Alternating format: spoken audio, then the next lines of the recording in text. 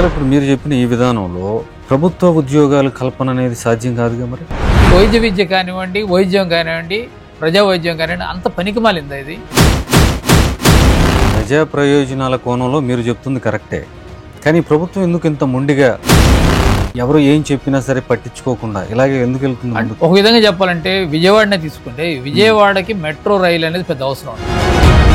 కాలేజీలు ఓపెన్ అయ్యి, hospitals open అయ్యి 1,00,000 కోట్ల వరకు వెళ్తుందని జగన్మోహన్ రెడ్డి అంటున్నారు, నిజమేనా? పిడుగురాళ్ళే తీసుకున్నారు. రియల్ ఎస్టేట్ వెంచర్లు వేశారు అని కూడా కొంత డెవలప్ అయింది. హాస్పిటల్స్ అది ప్లాన్ చేసుకోవటం కానీ ఇట్లా పవర్ ప్రాజెక్టులు కానీ పోర్టులు కానీ పీపీపీలో ఇచ్చినప్పుడు లేనిది ఇప్పుడు మేము మెడికల్ కాలేజీలు పీపీపీలో ఇస్తే ఏంటి సమస్య అని తెలుగుదేశం నాయకులు ప్రశ్నిస్తున్నారు. దానికేం చెప్తారు? గవర్నమెంట్ తీసుకోక వాళ్ళ యొక్క రెస్పాన్సిబిలిటీని ప్రైవేట్ వాళ్ళ మీద ఇస్తే ప్రైవేట్ వాళ్ళు ఎందుకు తీసుకుంటారు చెప్పండి?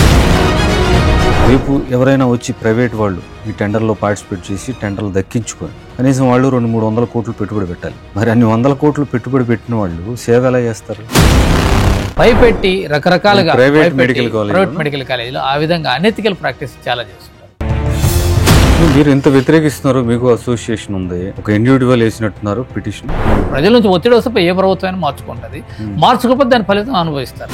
జగన్మోహన్ రెడ్డి నేను వచ్చిన తర్వాత వాటన్నిటిని మళ్ళీ తిరిగి తీసేసుకుంటాను, టెండర్లో ఎవరు పార్టిసిపేట్ చేసినా వార్నింగ్ చేస్తున్నాను, వార్నింగ్ ఇస్తున్నాను అని చెప్పి మాట్లాడారు. ఏ ప్రభుత్వం వచ్చినా కూడా తీసుకోవడం అంత రద్దు చేయడం అవకాశం ఉండదా? ఇప్పుడు వాళ్ళని రకరకాల ఇబ్బందులు పెట్టడాలు ఇట్లాంటివి జరగవచ్చామో కానీ పోవటం అంత ఈజీ అయితే కాదు. Welcome to Politent media. నా పేరు రమాకాంత్. ఏపీలో ప్రస్తుతం మెడికల్ కాలేజీలని పీపీపీలకి ఇచ్చే విధానంపై పెద్ద ఎత్తున చర్చ జరుగుతుంది. దీనిపై మనతో మాట్లాడటానికి మెడికో పేరెంట్స్ అసోసియేషన్ ప్రెసిడెంట్ ఆలా వెంకటేశ్వర్లు గారు మనతో ఉన్నారు. ఆయనతో మాట్లాడదాం. నమస్కారం సార్. నమస్కారం అండి. ఇది ప్రస్తుతం ఏపీలో పెద్ద ఎత్తున చర్చ జరుగుతుంది. ఈరోజు హైకోర్టు కూడా స్టే ఇవ్వడానికి నిరాకరించింది.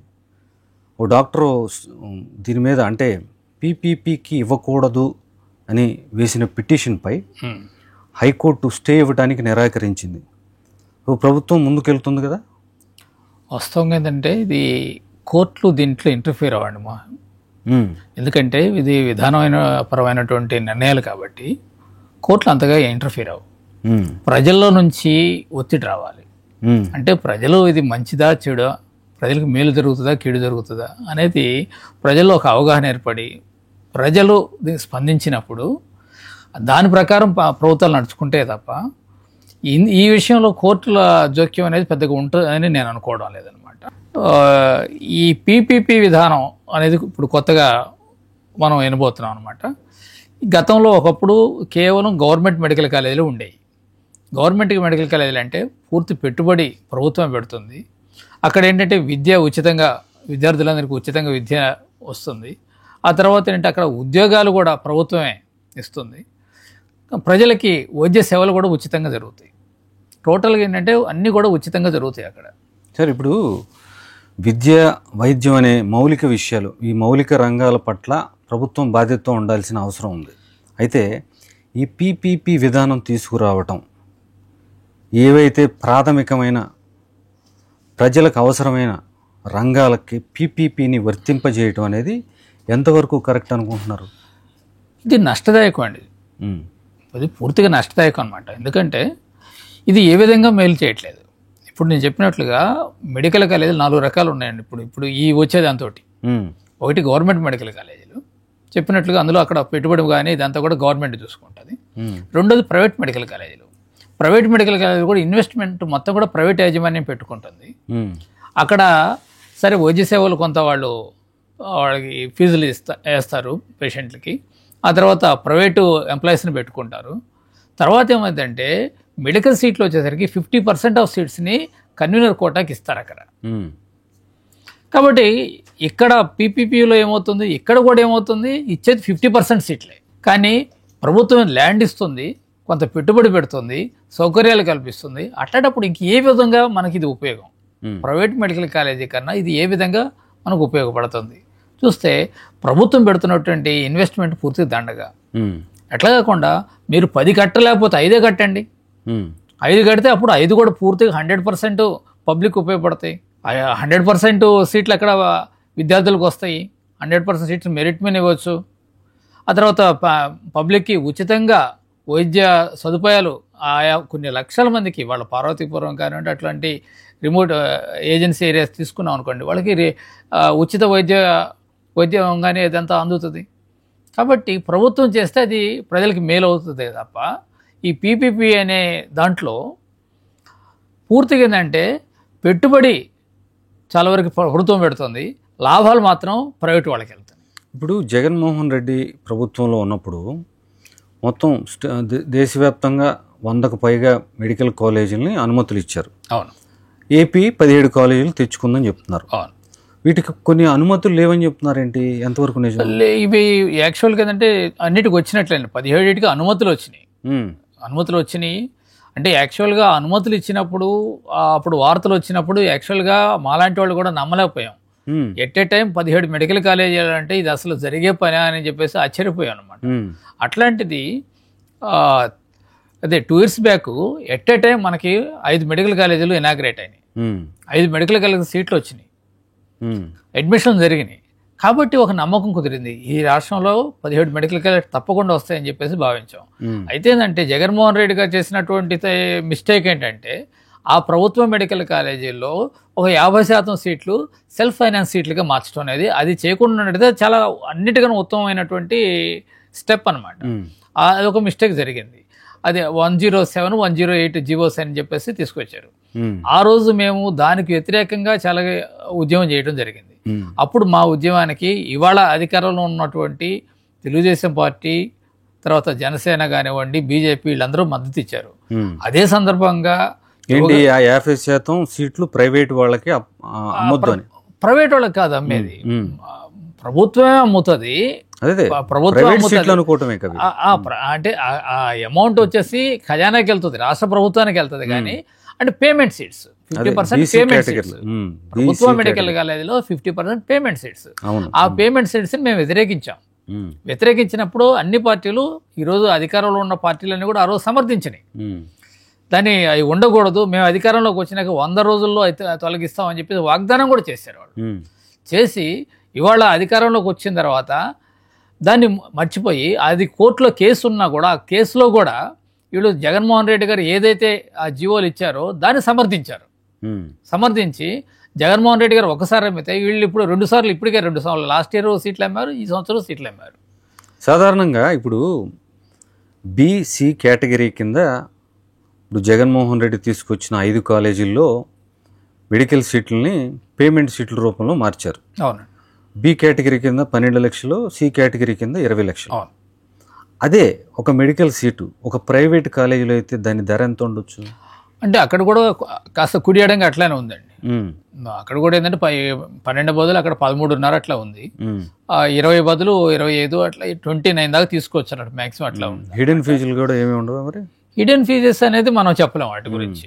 అంటే ప్రైవేట్ మెడికల్ కాలేజ్ అసలు అంటే డిమాండ్ని బట్టి ఉంటుంది. అంటే బి కేటగిరీకి ఏముండదు, సి కేటగిరీ దగ్గర కొంత డిమాండ్ని బట్టి హిడెన్ ఫీజెస్ అనేది అక్కడ ఇంకోటి ఉంటుంది. ఇంకోటి ఏంటంటే అక్కడ కొంత బ్లాక్ మనీ కూడా తీసుకుంటారు. గవర్నమెంట్ కాలేజీలో బ్లాక్ మనీ తీసుకోరు. గవర్నమెంట్ కాలేజీలు అంటే వైటే తీసుకుంటారు, పూర్తిగా రాష్ట్ర ప్రభుత్వ ఖజానాకి వెళ్తుంది. ఇప్పుడు పీపీపీ ఈ విధానంలో ఈ మెడికల్ కాలేజీలు ఒకవేళ 10 మెడికల్ కాలేజీలు పీపీపీ విధానంలో ఇచ్చేస్తే మీరు చెప్తున్న ట్రాన్స్పరెన్సీ ఉండదుగా? ఉంటుందని నేను అనుకోవట్లేదు. ఎందుకంటే దీని స్వరూపం ఏంటంటే పూర్తిగా ప్రైవేట్ మెడికల్ కాలేజ్ స్వరూపమే. ఇప్పుడు ప్రభుత్వం చెప్తున్న దాని ప్రకారం ఏమంటుందంటే, అంటే ఒక ప్రభుత్వ మెడికల్ కాలేజ్ అనుకోండి, అంటే ఇప్పుడు సెల్ఫ్ ఫైనాన్స్ లాస్ట్ అదే జగన్మోహన్ రెడ్డి గారు పెట్టింది తీసుకున్నప్పుడు అది 50% మేనేజ్మెంట్ కోటా ఉన్నా కూడా కాలేజీని గవర్నమెంట్ కాలేజీ కానీ గుర్తించారు. వాటిని కాలేజీని గవర్నమెంట్ కాలేజీ కానీ గుర్తించారు. గవర్నమెంట్ డాక్టర్లు ఉంటారు, గవర్నమెంట్ డాక్టర్లు ఉంటారు, ఫ్రీ వైద్యం జరుగుతుంది అక్కడ. ప్లస్ ఆ కాలేజీని కూడా గవర్నమెంట్ మెడికల్ కాలేజీ అని అంటారు దాన్ని. దానివల్ల ఏంటంటే గవర్నమెంట్ మెడికల్ కాలేజీలో ఉన్నటువంటి సీట్లలో 15% ఆఫ్ సీట్స్ని మనం ఆల్ ఇండియా కోటాకి ఇవ్వాలి. కాబట్టి ఆ విధంగా మన స్టేట్లో ఉన్నటువంటి కన్వీనర్ కోటాలో ఆ 50%లో మళ్ళీ 15% ఆల్ ఇండియా కోటా కూడా అందులో ఇవ్వటం జరిగింది. అంటే ఏంటి, దాని స్వరూపం గవర్నమెంట్ కాలేజీ. కానీ ఈ పీపీపీలో వీళ్ళు ఏమంటున్నారు, కాబట్టి మేము ఆల్ ఇండియా కోటా కూడా ఇవ్వాల్సిన అవసరం లేదు అంటున్నారు. ఇది తెలుగుదేశం పార్టీ నుంచి, అధికార పార్టీ నుంచి కొన్ని క్వశ్చన్లు రిలీజ్ చేసినట్టున్నారు. అవునండి. అందులో ఇది ఆ 15% సీట్లు మనకే మిగులుతున్నాయి పీపీపీలో ఇవ్వటం వల్ల అని అంటున్నారు. వాస్తవంగా అంటే మిగలటమే లేదు. ఇప్పుడు ఆల్ ఇండియా కోటాకి వెళ్ళినా కూడా మనం ఎలిజిబిలిటీ ఉంటుంది. మనం అందులో ఆ సీట్లో ఏపీ విద్యార్థులు ఆ కాలేజీలో జాయిన్ అవ్వచ్చు. దాన్ని ఎవరు ఆపరు అనమాట. అది వేరే ఇతర రాష్ట్రాలకు ఇవ్వాలనే రూల్ ఏం లేదు. మన విద్యార్థులు కూడా అందులో జాయిన్ అయ్యేదానికి అవకాశం ఉంది. కాబట్టి అంటే లేకపోతే అక్కడ కౌన్సిలింగ్ ఏంటంటే ఆల్ ఇండియా కోటా ద్వారా జరుగుతుంది. కన్వీనర్ కోట మిగతాది ఏంటంటే ఎన్టీఆర్ యూనివర్సిటీ ద్వారా జరుగుతుంది. అంతే తప్ప ఆ 15% కూడా మనకు ఎలిజిబిలిటీ ఉంటుంది. అక్కడ కూడా మేనేజ్మెంట్ కోటా 50%, ఇందులో కూడా 50%. కాబట్టి మేనేజ్మెంట్ కోటా యొక్క పరిమాణంలో తీసుకుంటే ఎటువంటి తేడా లేదు, రెండిట్లో కూడా ఒకేలాగా ఉంది. కాబట్టి దీన్ని ఇక్కడ పీపీపీకి మనం ఆల్ ఇండియాకి ఇవ్వాల్సిన అవసరం లేదంటే గవర్నమెంట్ స్పష్టంగా చెబుతుంది, ఇది గవర్నమెంట్ ఇది కాదు, ప్రైవేట్దే. గవర్నమెంట్ అయితే ఆల్ ఇండియా కోటాకి ఇవ్వాలి 15%. కాబట్టి వీళ్ళు చెప్తున్న దాంట్లోనే ఉంది. వీళ్ళేంది ఇప్పుడు చాలా చాలా తేడా ఉంది, ప్రైవేట్ కాదు అది అది అని చెప్పారు. తీరా చూస్తే ఏమంటున్నారు, ఆల్ ఇండియా కోటాకి ఇవ్వాల్సిన అవసరం లేదు అంటున్నారు. ఆల్ ఇండియా కోటాకి అవసరం ఎవరికి ఉండదు, కేవలం ప్రైవేట్ మెడికల్ కాలేజ్ అయితే మాత్రమే ఆల్ ఇండియా కోటాకి ఇవ్వాల్సిన అవసరం లేదు.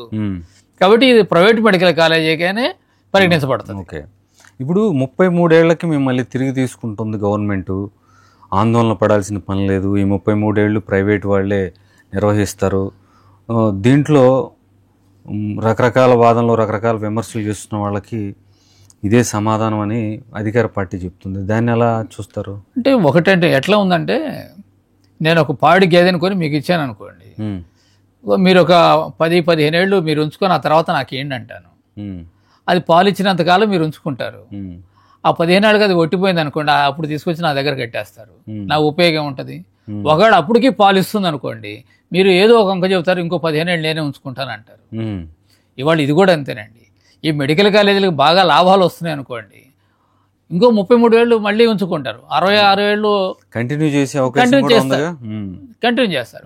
ఒకవేళ ఇంజనీరింగ్ కాలేజీలాగే మెడికల్ కాలేజీలు కూడా విపరీతంగా వచ్చేసి రేపు మెడికల్ సీట్లు జాయిన్ అయ్యేవాళ్ళు లేక ఒకవేళ నష్టాలు వస్తున్నాయి అనుకోండి, అది మధ్యలో అక్కడ వదిలేసి మీ పైన ఇప్పుడు మాకు 33 ఏళ్ళు కూడా వద్దు, 15 ఏళ్ళకి మాకు చాలని చెప్పి వదిలేసి వెళ్ళినా మనం ఏం చేయలేము.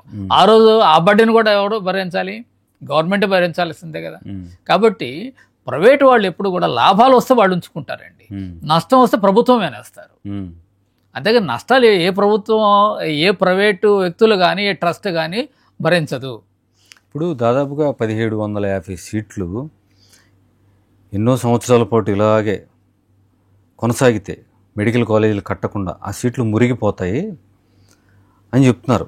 ఇప్పుడు పులివెందుల మెడికల్ కాలేజీ కంప్లీట్ అయిన కాలేజీలో మాకు 150 సీట్లు వద్దని వీళ్ళే లెటర్ రాశారు. దీన్ని ఎలా చూస్తారు? ఇది కేవలం ఏంటంటే రాజకీయపరమైనటువంటి సమస్య అండి. ఇది పులివెందుల్ని వీళ్ళు తిరస్కరించడం అనేది రాజకీయపరమైనదే తప్ప ఇంకా ఏ విధంగా, ఇప్పుడు ఎన్ఎంసి అన్నిటిని పరిశీలించిన తర్వాత పర్మిషన్ ఇస్తుంది. ఏంటి అక్కడ హాస్టల్ బిల్డింగ్ లేదనే ఉద్దేశంతో? హాస్టల్ బిల్డింగ్ లేకపోతే ఎన్ఎంసి వాళ్ళు పర్మిషన్ ఇవ్వరు కదా. మరి ఏమి లేదు, వాళ్ళకి రిక్వైర్మెంట్స్ ఏమి కావాలో, ఎన్ఎంసీకి ఏ రిక్వైర్మెంట్స్ ఉండాలో అవి ఉంటేనే కదా పర్మిషన్. అవన్నీ ఫుల్ఫిల్ చేశారు, అవి ఫుల్ఫిల్ చేస్తేనే కదా ఇచ్చారు. కాబట్టి ఫలాంది లేదని వీళ్ళు కదా చెప్పాల్సింది ఎన్ఎంసీ చెప్పాలి. ఇప్పుడు టెండర్లలో 4 మెడికల్ కాలేజీలు పులివెందులు కూడా ఉంది, మరి అది 400 కోట్లు ఖర్చు చేశారని చెప్తున్నారు. అదే ఇప్పుడు ప్రైవేట్ వాళ్ళకి ఇస్తే అంతా కట్టి అన్ని ఫెసిలిటీస్, అన్ని వసతులతో వాళ్ళకి అప్పచెప్పేయటమేగా. అంతే కదండి. ఇప్పుడు చెప్పాను కదా, పాడి గేదెని తీసుకెళ్ళి వాళ్ళకి అప్పచెప్పాం అనుకోండి, వాడు ఆ పాడి వాడు పిండుకుంటాడు అనమాట, మనకు ఒట్టి గేదెని తిరిగిస్తాడు. ఇప్పుడు 33 ఏళ్ళకు 66 ఏళ్ళకు తిరిగిస్తాడు. అంతే తప్ప ఇది కేవలం ప్రైవేటు వ్యక్తులకి, ప్రైవేటు సంస్థలకి బాగుపడటానికి చేస్తున్నటువంటి ఈ ప్రోగ్రామే తప్ప ప్రజలకు ఏమాత్రం ఉపయోగం లేదు. ప్రజలకు ఉపయోగం లేదు, ప్రభుత్వానికి ఉపయోగం లేదు, ప్రభుత్వానికి కూడా ఏమాత్రం ఉపయోగం లేదు. ఇప్పుడు ప్రజారోగ్యం అనేది చాలా ఇంపార్టెంట్ అని చెప్పి ఏ ప్రభుత్వం వచ్చినా వాళ్ళ హామీలు ఇచ్చేటప్పుడు ఎలక్షన్ల ముందు చెప్తూ ఉంటారు. అలాంటిది దాదాపుగా 10 మెడికల్ కాలేజీలు ప్రభుత్వం కింద ఉండే అవకాశం ఉన్న కాలేజీల్లో 5,000 కోట్ల రూపాయలు ఖర్చు పెట్టడం గురించి ఇప్పుడు పెద్ద ఎత్తున చర్చ జరుగుతుంది. మిగతా విషయాల్లో, మిగతా ప్రాజెక్టుల్లో వేల కోట్లు అప్పులు చేసి పెడుతున్నారు, లక్షల కోట్లు తెస్తున్నారు, కానీ అవును. మెడికల్ కాలేజీ విషయంలో మాత్రం ప్రభుత్వం తీరు మరోలా ఉంది. దీని గురించి మీరేమంటారు? అదే ఇప్పుడు ఈ 2-3 రోజుల క్రితం కూడా మన మాజీ ఉపరాష్ట్రపతి గారు వెంకయ్యనాయుడు గారు ఒక మాట అన్నారండి. ప్రజలకి ఏది ఇచ్చినా ఇవ్వకపోయినా విద్య వైద్యం అన్ని ఉచితంగా ఇవ్వటం అనేది ప్రభుత్వం యొక్క బాధ్యతగా అని చెప్పారు. మిగతా ఇప్పుడు లేనిపోయినటువంటి ఇప్పుడు ఎవరు అడగనటువంటి వాగ్దానాలు ఎవరు చెప్పన్నారండి? ఫ్రీ బస్ కావాలని చెప్పేసి ఎవరైనా అడిగారా చెప్పండి? ఇవాళ తెలుగుదేశం పార్టీ ప్రెసిడెంట్ గారు పల్లా శ్రీనివాసరావు గారు కొన్ని ప్రశ్నలు లేవనెత్తారనమాట. అందులో ఏమంటున్నారు, మెడికల్ కాలేజీలు కడితే సంక్షేమ పథకాలు మరుగున పడిపోతాయి అని చెప్పేసి మేము చేయలేము అని చెప్పేసి అంటున్నారు. అంటే వైద్యం అనేది సంక్షేమం కిందకి రాదా? వైద్య విద్య సంక్షేమం కాదు, కానీ ఫ్రీ బస్ అనేది సంక్షేమం కిందకు వస్తుందా? ఏది ముఖ్యం?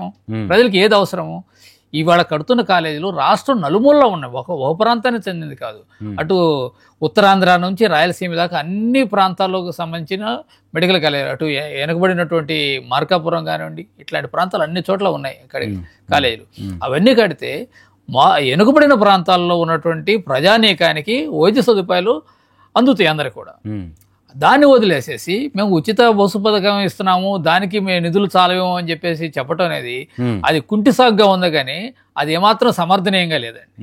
మిగతా రాష్ట్రాల్లో కన్వీనర్ కోటా కింద ఒకవేళ పీపీపీ విధానంలో ఇస్తే గుజరాత్లో 75% వరకు కన్వీనర్ కోటా ఇస్తున్నట్టుంది, గవర్నమెంట్కి ఇస్తున్నట్టున్నారు. మరి ఇక్కడ కేవలం 50% అని చెప్పి అది కూడా చాలా దారుణం. అదేనండి చెప్తుంది. ఇవాళ ఒక ప్రైవేట్ మెడికల్ కాలేజీ మనకి 50% సీట్లు ఇస్తుంది. పూర్తిగా వాళ్లే పెట్టుబడి పెట్టి వాళ్లే స్థలం కొంటున్నారు, బిల్డింగ్లు కట్టిస్తున్నారు, వాళ్లే ఎంప్లాయీస్ని తీసుకొచ్చుకుంటున్నారు, అన్ని చేసి కూడా 50% సీట్స్ని కన్వీనర్ కోటాకి ఇస్తుంది. అటువంటప్పుడు పీపీపీ విధానంలో కూడా కేవలం 50% తీసుకోవడంలో ఉపయోగం ఏముంది? అసలు కొత్తగా బెనిఫిట్ అయ్యేది ఏ బెనిఫిట్ లేదు కదా. ఏ బెనిఫిట్ లేకుండా ఈ ఇన్వెస్ట్మెంట్ ఎందుకు? ప్రభుత్వ సొమ్ముతో ప్రైవేట్ వాళ్ళు బాగు చేయడం, ప్రభుత్వ సొమ్ముతో ప్రైవేట్ వాళ్ళని బాగు చేయటం తప్ప ఇంక ఏ విధంగా ఉపయోగం కాదు. పీపీపీ విధానం వల్ల మేము 75% తీసుకుంటాము అని చెప్పేసి ప్రభుత్వం చెప్పినట్లయితే కొంతలో అంతే. అప్పటికి మనకే సరే ప్రజల వైద్యం కానివ్వండి, ఇంకోటి ఏంటంటే ఎంప్లాయ్మెంట్ కానివ్వండి. ఇప్పుడు అదే గవర్నమెంట్ మెడికల్ కాలేజ్ అనుకోండి, ఎంప్లాయ్మెంట్ ఎక్కడ వస్తుంది? దాదాపు 500-600 మంది ఎంప్లాయీస్ ఉంటారు. అన్నీ కూడా ఏంటంటే అందులో రిజర్వేషన్లు, వీకర్ సెక్షన్స్ కానీ వీళ్ళందరూ కూడా అకార్డింగ్ టు రిజర్వేషన్ ఫాలో అవుతారు. ఇంకోటి అంటే శాలరీస్ కూడా ఏంటంటే గవర్నమెంట్ శాలరీస్ అనేది డిఫరెంట్గా ఉంటాయి అవన్నీ. అదే ప్రైవేట్ మెడికల్ కాలేజీలో అయితే అట్లా ఉండవు కదా. కాబట్టి ఈ విధంగా అన్ని విధాలు కూడా ఈ పీపీపీ విధానం అనేది ప్రభుత్వ సొమ్ముని ప్రైవేటు వాళ్ళకి దోచిపెడతానికి పెట్టిన ఒక పథకంలాగా ఉంది తప్ప ఇది ఏ విధంగా ప్రజలకు మాత్రం 1% కూడా ఉపయోగపడే ఈ విధంగా లేదు. ఒకవేళ ఇప్పుడు మీరు చెప్పిన ఈ విధానంలో అది ప్రభుత్వ ఉద్యోగాల కల్పన అనేది సాధ్యం కాదుగా మరి? కాదు. ఇప్పుడు పీపీపీ విధానంలో ప్రభుత్వ ఉద్యోగాలు ఉండవు, అక్కడ ఎట్టి పరిస్థితుల్లో ఉండవు. కాబట్టి వాళ్ళు ప్రైవేట్ మెడికల్, ఇప్పుడు మనం ఏమంటున్నాం, ఒకవైపు ఎవరైనా ఉపాధి కల్పించే వాళ్ళు ఎవరైనా వస్తే చాలు ఈ రాష్ట్రంలో, వాళ్ళకి మేము భూములు ఇస్తాము, అది ఇస్తాము, ఇది ఇస్తామని చెప్పేసి రాష్ట్ర ప్రభుత్వం విజ్ఞప్తి చేస్తుంది. ఇవాళ రాష్ట్ర ప్రభుత్వానికి ఉపాధి కల్పించే అవకాశం ఉన్నప్పుడు ఉపాధి కల్పించకుండా అది ప్రైవేట్ వాళ్ళకి బాధ్యతను ఒప్పచెప్తే, అంటే తనకి ఉన్నటువంటి బాధ్యతను ప్రైవేట్ వాళ్ళ మీద వేస్తే ఇంకా ఇక్కడ ఉన్నటువంటి వీకర్ సెక్షన్స్కి ఏ విధంగా న్యాయం జరుగుతుంది?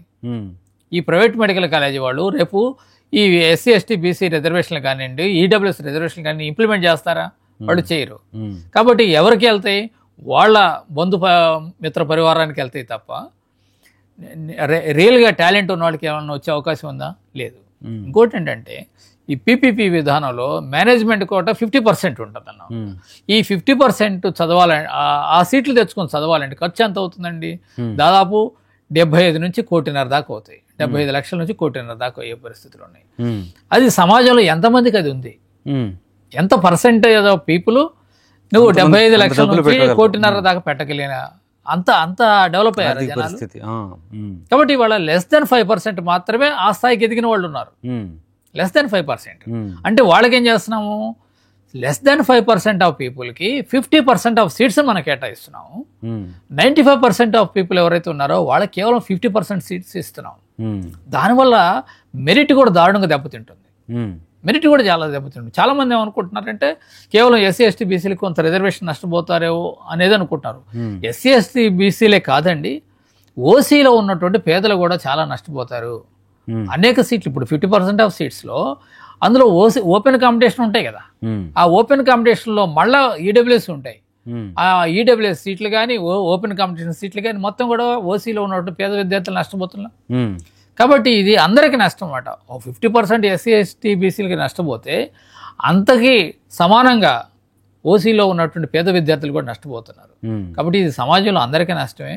అంటే చేయాలనుకుంటే ప్రభుత్వం పూర్తిగా టేకప్ చేసి ప్రభుత్వమే నిర్వహిస్తే అందరికి మేలు జరుగుతుంది, ప్రజలకి మేలు జరుగుతుంది, విద్యార్థులకి మేలు జరుగుతుంది. ప్రజా ప్రయోజనాల కోణంలో మీరు చెప్తుంది కరెక్టే, కానీ ప్రభుత్వం ఎందుకు ఇంత మొండిగా ఒకే ఎవరు ఏం చెప్పినా సరే పట్టించుకోకుండా ఇలాగే ఎందుకు వెళ్తుంది? అంటే ఈ ప్రభుత్వం చూస్తే ప్రభుత్వం ఏంటంటే కొంచెం ఆడంబరాలకేమో ఎక్కువ ఇంపార్టెన్స్ ఇస్తున్నారు. ఆడంబరం ఇప్పుడు అది అవసరమా లేదనేది పట్టించుకోవటం లేదు. ఒక విధంగా చెప్పాలంటే విజయవాడనే తీసుకుంటే విజయవాడకి మెట్రో రైలు అనేది పెద్ద అవసరం ఉండదు. విజయవాడ ఉన్న పరిధిలో మెట్రో రైలు అనేది వైబుల్ కాదు, కానీ అక్కడ 10,000 కోట్ల దాకా పెట్టేసి మేము మెట్రో రైలు నిర్మిస్తాం అంటున్నారు. అదే అంతకన్నా తక్కువ అందులో సగం పెడితే ఈ రాష్ట్రంలో అన్ని మెడికల్ కాలేజీలు నిర్మించవచ్చు కదా, దీన్ని నిర్మించట్లేదు. అట్లా ఇవాళ రోజుకు కొత్త ప్రాజెక్ట్ అది ఇది అని చెప్పేసి అన్ని వేల కోట్లు ఇన్ని వేల కోట్లు అని రోజు కొత్త కొత్త పథకాలు మనం వింటానే ఉన్నాం న్యూస్ పేపర్లో కానీ ఇట్లో. అవి మరి ఈ అంటే వీటన్నిటికన్నా కూడా ఈ వైద్య విద్య కానివ్వండి, వైద్యం కానివ్వండి, ప్రజా వైద్యం కానివ్వండి అంత పనికిమాలిందా ఇది? దీని మీద అంత శ్రద్ధ పెట్టాల్సిన అవసరం లేదా? ప్రభుత్వం దీన్ని పూర్తిగా విస్మరించేసి మేము అది చేస్తాము, మనుషులు లేని చోట మేము పెద్ద రింగ్ రోడ్డు వేస్తాము, ఈయన అనవసరమైనప్పుడు అవసరమైన చోట రోడ్డు వేయాలి. కానీ ప్రజలకు అవసరమైన వాళ్ళ రోడ్లు లేని పరిస్థితులు చాలా చోట్ల ఉన్నాయి, అక్కడ రోడ్డు వేయాలి. కానీ మనుషులు లేని చోట మేము రోడ్లు వేస్తాము, మనుషులు లేని చోట ఇది చేస్తాము అని చెప్పేసి చేయటం అనేది మభ్యపెడతామే తప్ప, ప్రజలను మభ్యపెట్టి ఒక మిస్లీడ్ చేయటం తప్ప ఉన్న వనరుల్ని సద్వినియోగం చేయకుండా దుర్వినియోగం చేస్తున్నారు అనేది స్పష్టంగా చెప్పవచ్చు ఇందులో. ఇప్పుడు ప్రైవేట్ మెడికల్ కాలేజ్కి అలాగే ప్రభుత్వ మెడికల్ కాలేజ్కి మెడికల్ ఎడ్యుకేషన్ ఎలా ఉంటుంది సార్? తేడా ఎలా ఉంటుంది? డెఫినెట్గా అండి, గవర్నమెంట్ మెడికల్ కాలేజీలో చదివితే ఎక్స్పోజర్ అంటే నంబర్ ఆఫ్ కేసెస్ చూసేదానికి అవకాశం చాలా మెరుగ్గా ఉంటుందండి. ఇప్పుడు ఏ విద్యార్థి అయినా మంచి ర్యాంకు నీట్లో వచ్చినప్పుడు అతనేం కోరుకుంటాడు, మంచి గవర్నమెంట్ మెడికల్ కాలేజీలో జాయిన్ అవ్వాలనుకుంటాడు తప్ప ఒక ప్రైవేట్ మెడికల్ కాలేజీలో అక్కడ బిల్డింగ్స్ బాగున్నాయి, అక్కడ ఏసీలు ఉన్నాయి, ఇంకా ఇది ఉంది, అక్కడ ఆ ఫెసిలిటీస్ ఉన్నాయని చెప్పేసి ఎవడు అనుకోడు అనమాట. ప్రతి ఒక్క స్టూడెంట్ కూడా ఏంటంటే గవర్నమెంట్ మెడికల్ కాలేజీలో జాయిన్ అయితే నాకు ఎక్స్పోజర్ బాగుంటుంది, అక్కడ ఎక్కువ మంది పేషెంట్లు మనం చూడొచ్చు, ఎక్కువ మంది పేషెంట్లు చూస్తే బయటకు వచ్చినాక సమర్థవంతంగా నేను వైద్యం చేయగలుగుతాను అన్న ఒక కాన్ఫిడెన్స్ అనేది ఆ విద్యార్థికి ఉంటుంది. కాబట్టి ప్రతి ఒక్కళ్ళు కూడా ప్రభుత్వ మెడికల్ కాలేజీలో ప్రిఫర్ చేస్తారు. ఇవాళ మనం చూసినట్లయితే 2 సంవత్సరాల క్రితం వచ్చినటువంటి బందర్ మెడికల్ కాలేజ్ కానివ్వండి, ఏలూరు కానివ్వండి, రాజమండ్రి కానివ్వండి, వీటిలో ఉన్న కాంపిటీషను 20-25 ఏళ్ల క్రితం వచ్చినటువంటి ఎన్ఆర్ఐ మెడికల్ కాలేజీలో లేదు. ప్రైవేట్ మెడికల్ కాలేజ్ ఇప్పుడు మనం నంబర్ 1 ఎన్ఆర్ఐ మెడికల్ కాలేజ్, లేకపోతే నారాయణ మెడికల్ కాలేజ్, లేకపోతే ఏలూరులో ఉన్నటువంటి ఆశ్రమ మెడికల్ కాలేజ్ చెప్పుకుంటాం. వాటికన్నా కూడా 2 సంవత్సరాల క్రితం వచ్చినటువంటి ఈ కాలేజీల్లో బందర్లో కానివ్వండి, ఏలూరులో కానివ్వండి, రాజమండ్రి అంత కాంపిటీషన్ ఉంది. కాబట్టి ఎందుకు ప్రిఫరెన్స్ ఇస్తున్నారు? ఎడ్యుకేషన్ అక్కడైతే బాగుంటుంది, గవర్నమెంట్ సెక్టార్లో ఉంటే ఎక్కువ మంది వస్తూ ఉంటారు, అది బాగుంటుంది అని చెప్పేసి పిల్లలు ఎప్పుడు కూడా గవర్నమెంట్ కాలేజీలో ఎక్కువ పేరెంట్స్ కానీ పిల్లలు కానీ గవర్నమెంట్ కాలేజీలకే ఎక్కువ ప్రిఫరెన్స్ ఇస్తారు. కానీ ఎవరు కూడా ప్రైవేట్ మెడికల్ కాలేజ్ అంటే ఇంకా అది గత్యంతరం లేనప్పుడు గవర్నమెంట్ మెడికల్ కాలేజ్ రాని పరిస్థితుల్లోనే ఎవరైనా ప్రైవేట్ మెడికల్ కాలేజీలో సీట్లు తీసుకుంటారు తప్ప గవర్నమెంట్ మెడికల్ కాలేజీలో సీట్ వచ్చే పరిస్థితుల్లో ఎవరు కూడా దాదాపు 90% ఆఫ్ స్టూడెంట్స్ ఈ ప్రైవేట్ మెడికల్ కాలేజెస్ని ప్రిఫర్ చేయరు. కాబట్టి గవర్నమెంట్ మెడికల్ కాలేజ్ ఎప్పుడు కూడా బెస్ట్ ప్రైవేట్ మెడికల్ కాలేజీ కన్నా లీస్ట్ గవర్నమెంట్ మెడికల్ కాలేజ్ అనేది బెస్ట్. కాబట్టి నా దృష్టిలో అదేనండి బెస్ట్. ఎడ్యుకేషన్ పరంగా ఏముంటాయి అక్కడ, ఏంటి తేడా ఏముంటుంది? బేసిక్ అంటే ఇప్పుడు మనం ఎంత చదువుకున్నా కూడా పేషెంట్ చూడాలి. ఇప్పుడు నేను టెక్స్ట్ బుక్లో రకరకాల కేసులు చదువుతాం అండి, చదివినప్పుడు అటువంటి కేసుని నేను చూస్తేనే నాకు గుర్తుంటుంది తప్ప ప్రాక్టికల్గా నేను చూసినప్పుడు నాకు గుర్తుంటుంది తప్ప అట్లా చూడకుండా నేనేదో పరీక్ష రాస్తాను, పాస్ అవటం రావటం జరుగుతుంది. కానీ ఆ కేసు చూడినప్పుడు అది ఆ విద్యార్థికి ఏంటంటే ఎప్పుడు కూడా దాన్ని ఎక్స్పోజర్ లేకపోతే దాన్ని ట్రీట్ చేయలేరు అనమాట తర్వాత భవిష్యత్తులో. కాబట్టి ఎప్పుడు కూడా నంబర్ ఆఫ్ కేసెస్ ఎక్కడ ఉంటాయి, గవర్నమెంట్ మెడికల్ కాలేజీలో ఉంటాయి. కాబట్టి జనరల్గా ఏంటంటే బాగా చదవాలనుకుంటే ఎవరైనా కూడా గవర్నమెంట్ మెడికల్ కాలేజ్కి ఎక్కువ ప్రిఫరెన్స్ ఇస్తారు డెఫినెట్గా. సరే, ఇప్పుడు మెడికల్ కాలేజ్ ఇప్పుడు ఉన్నవి ప్రభుత్వం కిందే ఉంటే రేపొద్దున కాలేజీలు ఓపెన్ అయ్యి, హాస్పిటల్స్ ఓపెన్ అయ్యి అక్కడ వైద్య సేవలు అందుతూ ఉంటే ధరలో అంటే ల్యాండ్ రేట్స్ కానివ్వండి, అక్కడున్న మార్కెట్ రేటు కానివ్వండి, వాటి విలువ ఆ మెడికల్ కాలేజీ పరిసరాల్లో వాటి విలువ 1,00,000 కోట్ల వరకు వెళ్తుందని జగన్మోహన్ రెడ్డి అంటున్నారు. నిజమేనా? బేసిక్గా ఏంటంటే ఎక్కడైతే మెడికల్ కాలేజీలు వేచున్నాయో ఆ చుట్టుపక్కల రియల్ ఎస్టేటు అనేది డెవలప్ అయింది. ఎందుకంటే నాకు తెలిసినంత వరకు పిడుగురాళ్ళే తీసుకున్నాడు. మనకు దగ్గరకు ఉన్నాడు, పిడుగురాళ్ళే తీసుకున్నాం అనుకోండి. పిడుగురాళ్ళు అంటే ఒక చిన్న టౌన్, ఒకప్పుడు మేజర్ గ్రామ పంచాయతీ అది, ఇప్పుడు చిన్న టౌన్ అది. అక్కడ ఒక మెడికల్ కాలేజ్ వచ్చింది. మెడికల్ కాలేజీ రాగానే ఆ చుట్టుపక్కల ఉన్నటువంటి ఆ ల్యాండ్స్ అన్నీ కూడా ఒకప్పుడు మరి చాలా తక్కువ రేట్లు ఉన్నాయి, మంచి రేట్లు వచ్చినాయి. అప్పటికే రియల్ ఎస్టేట్ వెంచర్లు వేశారు అని కూడా కొంత డెవలప్ అయింది. కొంతమంది ఇంకా అక్కడ ఆ ప్రదేశాల్లో మళ్ళీ హాస్పిటల్స్ అది ప్లాన్ చేసుకోవటం కానీ ఇట్లా అన్ని కూడా జరిగిందన్నమాట. ఉపాధి అవకాశాలు కూడా ఉపాధి కూడా అనేక మందికి పర్మనెంట్ జాబ్స్ వస్తాయండి. గవర్నమెంట్ మెడికల్ కాలేజ్ అయితే పర్మనెంట్ జాబ్స్ ఉంటాయి. కాబట్టి ప్రైవేట్ మెడికల్ కాలేజీలో పనిచేసే వాళ్ళు ఏ రోజు తీసేస్తాడో అని చెప్పేసి అది పర్మనెంట్ జాబ్కి ఎవరు కూడా ఫీల్ అయ్యే పరిస్థితి లేదు. ఈవెన్ డాక్టర్స్ కూడా ఏంటంటే వాళ్ళకి నచ్చిన రోజులు వాళ్ళని ఉంచుతారు, ఆ తర్వాత తీసేస్తుంటారు. ఇప్పుడు వీళ్ళు అధికారంలో రాకముందు, అంటే ప్రస్తుతం ఉన్న కూటమి ప్రభుత్వం అధికారంలో రాకముందు, జగన్ ప్రభుత్వంలో ఉన్నప్పుడు ఈ మెడికల్ కాలేజీలు పీపీపీ అనేది మేము అప్పుడు ఏం చెప్పలా. అప్పుడు జగన్మోహన్ రెడ్డి ఆ 50% సీట్లు పేమెంట్ సీట్లు చేస్తేనే వీళ్ళు వ్యతిరేకించారు. మీరు కూడా అసోసియేషన్లో చాలా మంది ఫైట్ చేశారు, కోర్టులో కూడా వేశారు. కానీ ఎందుకు ఈ వెర్షన్ మార్చుకుంది ప్రభుత్వం?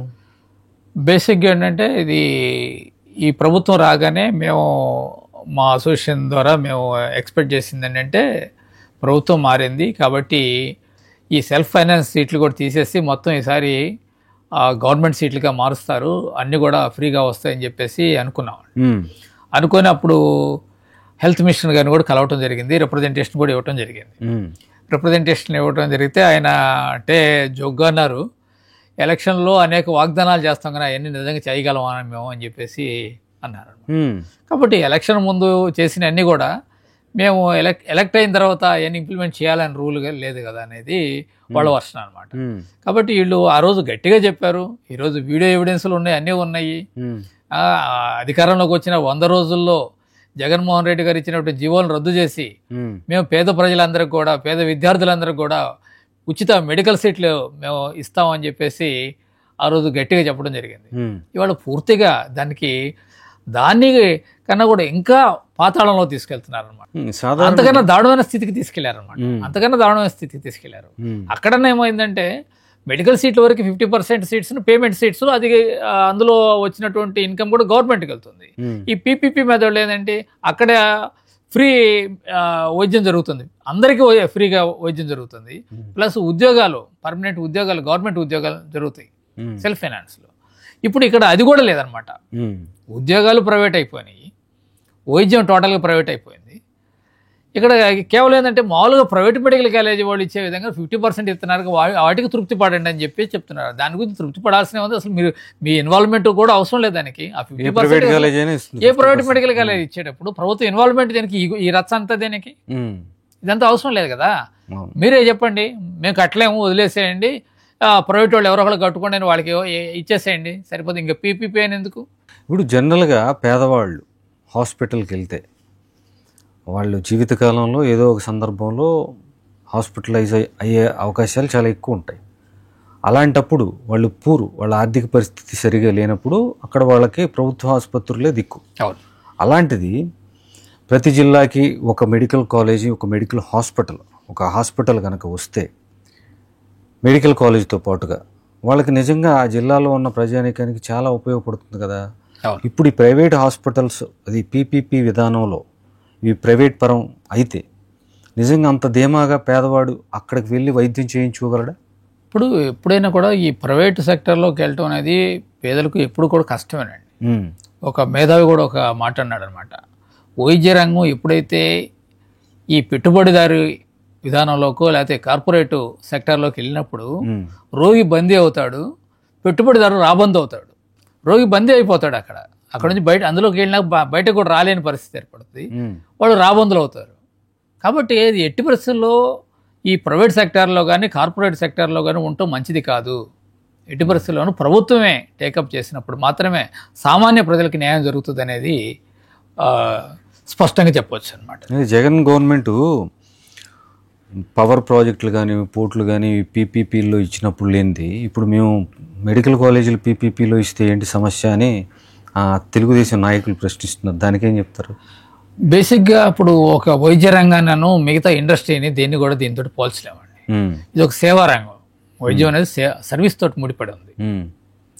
మిగతాది ఏంటంటే ఒక ఇన్వెస్ట్మెంటు, దాంట్లో లాభాలు నష్టాలు ఇది డిఫరెంట్గా ఉంటాయండి. ఇది సేవా రంగం. విద్య వైద్యం దీని బాధ్యత పూర్తిగా గవర్నమెంట్ తీసుకోవాలి. గవర్నమెంట్ తీసుకోక వాళ్ళ యొక్క రెస్పాన్సిబిలిటీని ప్రైవేట్ వాళ్ళ పైన ఇస్తే ప్రైవేట్ వాళ్ళు ఎందుకు తీసుకుంటారు చెప్పండి? ప్రైవేట్ వాళ్ళు మేము పలానా ట్రస్టులకి ఇస్తాము, వాళ్ళు ఏదో సేవలు చేస్తారు. గవర్నమెంటే సేవ చేయలేని సేవని ప్రైవేట్ వాళ్ళు ఎందుకు చేస్తారు? ప్రైవేట్ వాళ్ళు లాభాల కోసం పనిచేస్తారే తప్ప సేవ చేయడానికి కోసం ఏ ప్రైవేటు ఆర్గనైజేషన్ వచ్చి చేయదు కదా. వాళ్ళు ఏ పేరైనా పెట్టుకోవచ్చు, ట్రస్ట్ అని పెట్టుకోవచ్చు, ఇంకోటి పెట్టుకోవచ్చు. కానీ ఏ పేరు పెట్టుకున్నారో ప్రైవేట్ ఆర్గనైజేషన్ ఎప్పుడు కూడా లాభం కోసమే పనిచేస్తుంది తప్ప ప్రజల క్షేమం కోసం ప్రజలకి సేవ చేయాలనే దాంతో చేస్తుంది ఒట్టి మాటలది. ప్రభుత్వం ఏమో స్థలం ఇచ్చింది, 100 కోట్లు 50 కోట్లు అంత విలువైనటువంటి స్థలం ఇచ్చింది. ఆ విలువైన స్థలంతో పాటు ఎంతో కొంత ఖర్చు పెట్టింది. అక్కడ పులివెందుల లాంటి చోట్ల అయితే 400 కోట్ల దాకా ఖర్చు పెట్టారు. ఇప్పుడు రేపు ఎవరైనా వచ్చి ప్రైవేట్ వాళ్ళు ఈ టెండర్లో పార్టిసిపేట్ చేసి టెండర్లు దక్కించుకొని ఆ ప్రైవేట్ కాలేజీలను కనుక కట్టడానికి సిద్ధపడితే కనీసం వాళ్ళు 200-300 కోట్లు పెట్టుబడి పెట్టాలి. మరి అన్ని 100 కోట్లు పెట్టుబడి పెట్టిన వాళ్ళు సేవ ఎలా చేస్తారు? డెఫినెట్గా. ఇంకోటి ఏంటంటే ఇప్పుడు వీళ్ళు అనేక రకాలుగా